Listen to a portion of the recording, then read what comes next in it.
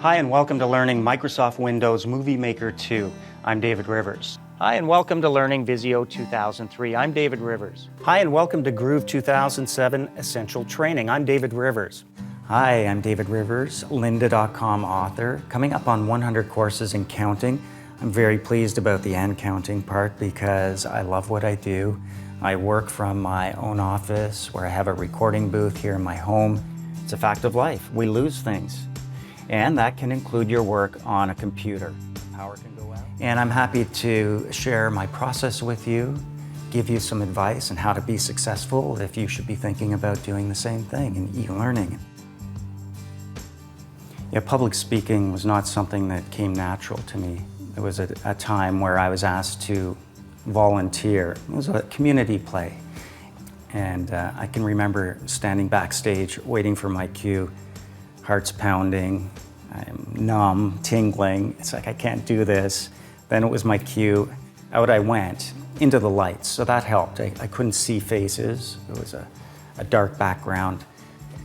So when it comes to e-learning, it's very similar to a situation where you're talking to an audience you can't see. They're in the black, but they're there. You know they're there and they're listening. So I think it was good preparation for the type of training we're doing now. This course is designed to give you a good foundation and understanding of the fundamentals of screencasting. So it started as a part-time thing, and all of the recording was done in Ojai at lynda.com studios. I can remember traveling out to California. It was very exciting for me, especially in the dead of winter here in Canada, but it required a lot of preparation here at home. My goal was to be efficient in the booth and not to take up valuable time. Visio is a very powerful yet easy to use application. And we'll be covering many of the basic to intermediate commands in Visio. So sit back. When it first came out, you might see 5 to 10% e-learning versus live instructor-led training. It was kind of a support tool to the other way around now, where people will go to e-learning first, and any live instructor-led training that might exist is kind of as a support tool. I see it in schools, for example, where students take our lynda.com courses and they learn tons of information and go to their classes kind of as a backup to that, to get the background or support to what they've learned online. So the entire process to create one of my titles that says by David Rivers is a little misleading. There is an entire team behind that. It all begins with a discussion with one of the content managers. So Willem, for example, who will ask me if I'm up to creating a course on a certain topic. Dave and I are in frequent communication about what courses we should work on next together. He's such an accomplished author that we want to keep him as busy as possible. So we'll go back and forth on kind of discussing the broad parameters of what should be in the course, who the course is for, how deep the course should be, how advanced it should be. He starts working with the producer at that point, working on the scripts and the other assets that will go into the course. We're going to do one more, right?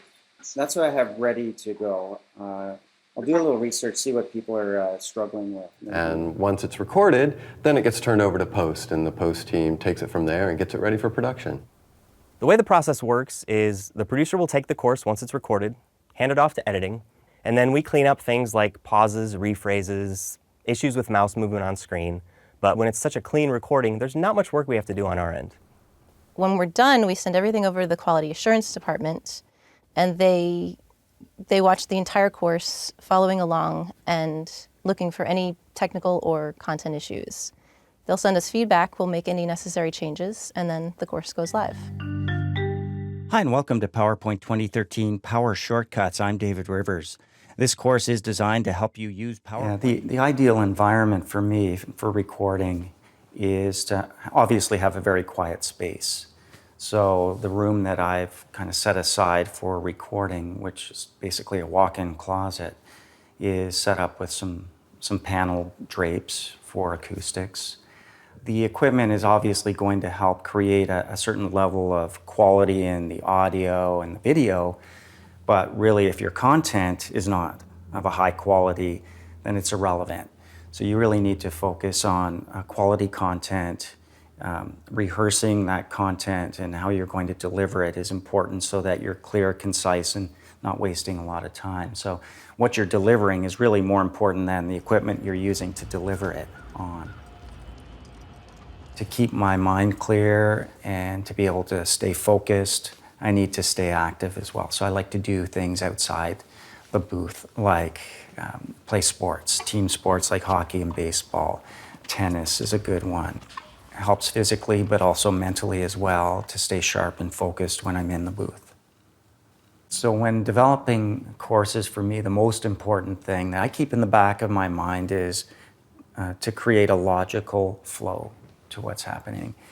So for example, if you were going to build a project in Captivate, you would take certain steps to get from beginning to end. So if you look at the courses that I author, it's the same kind of thing. It takes someone from the very beginning, and by the end of the course, you've reached the end of the project. If the last thing you do in Captivate is share your finished product with the world, you can bet that's going to be the last chapter in my course on how to do that. So for me, the very most important part of the process is to keep it logical. If I were going to offer any advice to anyone who might want to get into authoring courses and e-learning, the top of my list is preparation. You need to be prepared with exactly what you're going to say and what you're going to do in what order. That being said, you need to be passionate about that topic.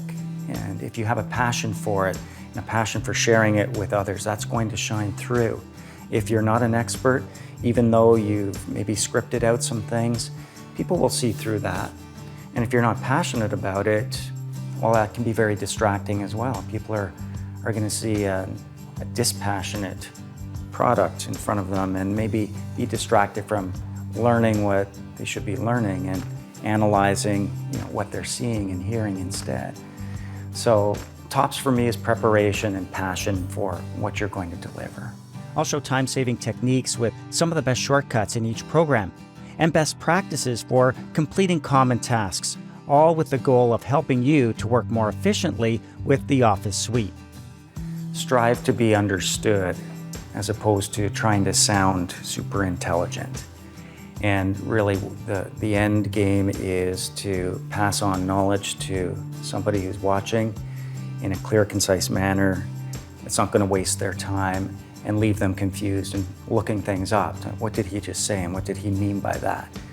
Just be clear and get to the point if you can. And for interest, you can add a little pizzazz here and there, but it should be relevant to what you're saying and trying to teach.